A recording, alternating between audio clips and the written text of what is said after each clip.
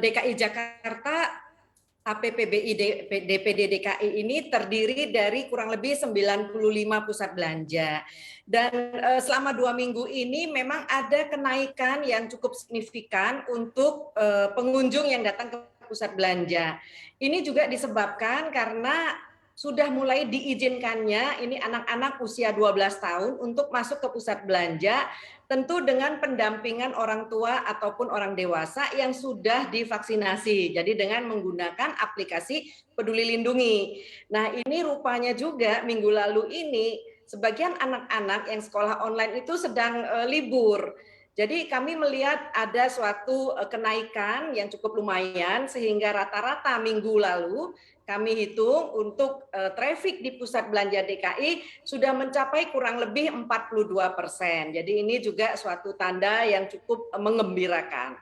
Karena sebelumnya traffic dari pusat belanja di DKI sebelum adanya PPKM darurat itu traffic sudah mencapai sebenarnya di sekitar 44%. Jadi ini kurang lebih keadaan di minggu-minggu kemarin ya. Oke, Ibu Ellen. Nah, kalau kita lihat tadi kan sudah mulai dilonggarkan, begitu anak-anak yang berusia di bawah 12 tahun ini juga sudah diperbolehkan untuk mengunjungi pusat perbelanjaan ataupun juga mal. Apakah kemudian langkah ini juga cukup efektif begitu untuk mendongkrak tingkat kunjungan ke pusat perbelanjaan atau mal, atau mungkin ada langkah-langkah lain atau hal-hal lain yang bisa dilakukan untuk bisa semakin meningkatkan jumlah kunjungan?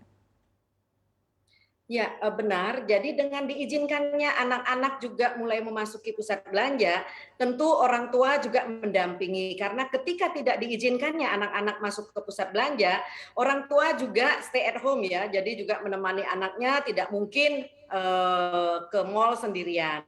Jadi ini benar-benar cukup membantu untuk traffic pusat belanja.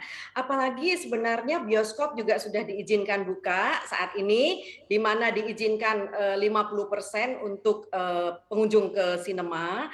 Kemudian mulai kemarin sudah diizinkan juga untuk makan di dalam bioskop. Tetapi tentu dengan syarat-syarat yang sangat ketat, yaitu melakukan screening peduli lindunginya itu sampai 2 kali. Jadi pertama kali tentu di mall, pada saat masuk akses mall itu harus menggunakan peduli lindungi. Kemudian saat memasuki area sinema juga dicek sekali lagi dan diizinkan untuk yang memang sudah melakukan vaksinasi. Oke, nah selain menggunakan aplikasi Peduli Lindungi begitu yang memang harus dilakukan penskanan ketika memasuki mal atau pusat perbelanjaan, seperti apa sih Bu bentuk-bentuk pengawasan lain yang bisa dilakukan oleh pihak mal ini untuk mencegah orang positif COVID-19 ini masuk ke dalam mal? Ya, kami di DKI meminta semua anggota itu juga masing-masing anggota mempunyai tentu security dan juga satgas internal.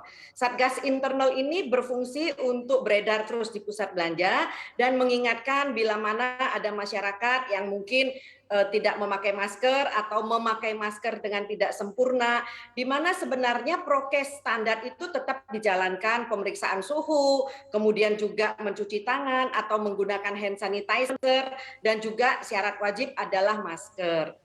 Nah, di dalam kesempatan ini memang untuk akses-akses yang ada di dalam pusat belanja itu wajib memakai Peduli Lindungi, di mana hanya yang berwarna hijau, artinya sudah vaksin 2 kali, dan juga berwarna kuning, baru vaksin 1 kali, diizinkan untuk berada di dalam pusat belanja, baik dari karyawan, kemudian juga pengunjung.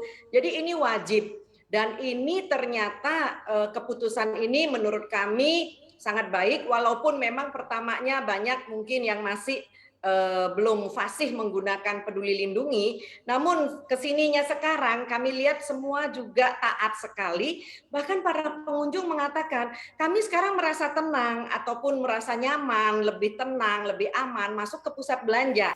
Jangan lupa unduh aplikasi CNBC Indonesia di Google Play Store dan App Store untuk ikuti terus perkembangan terkini terkait berita ekonomi dan bisnis.